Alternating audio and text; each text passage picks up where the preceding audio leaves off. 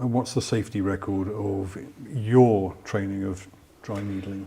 It is complications are extraordinarily rare. Just to go back to the piriformis syndrome and the sciatic nerve, the danger there would be putting the needle into the sciatic nerve. If you do that, you'll get an electric shock down the leg in the distribution of whatever division of the sciatic nerve you happen to hit. But without damage, you said, to the nerve? You have a monofilament needle that divides fibers and does not transect fibers. I mean, by divide, I don't mean it cuts. I mean, it will separate fibers. Yeah. Nerve damage with a monofilament needle, a needle made for dry needling. I can't say that I have actually read about a peripheral nerve injury to that. With injection with a cutting edge needle, yes, that's a different story. Most common complication is bruising. Infection, extraordinarily rare if it occurs at all. The most serious, I think, complication that we would have would be a pneumothorax, which can happen if you're needling around the chest. It can happen even with an experienced clinician. I know that David Simons produced what I did on one of my patients.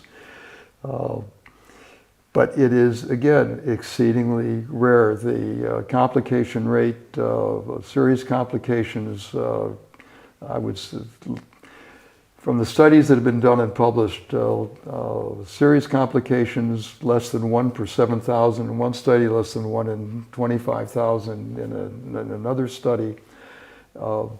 Non-serious ones, again, bruising is the most likely. Yeah. So going back to pneumothorax, that needs to be put in perspective as well, doesn't it? There's a big difference between a monofilament dry needling needle going through the chest wall and a stab wound into the pleura. That is correct. Even with a hypodermic needle, you can get a large pneumothorax. With a monofilament needle, 0.3 millimeters in diameter, which is what we commonly use, pneumothorax is 10 to 20%. Generally does not require a chest tube and is generally treated by expectation. Send the patient home and they recover within a week to 2 or 3 weeks and they don't need anything else. A person doing dry needling around the chest in the first place should be educated enough to know how to avoid it, number one. And number two, should be aware of the symptoms. And actually, when I tell somebody that I'm going to be needling a muscle near the thoracic cage, I tell them, unlikely complication, but you should be aware of the fact that you have shortness of breath, pain in your chest, rapid heartbeat, fatigue.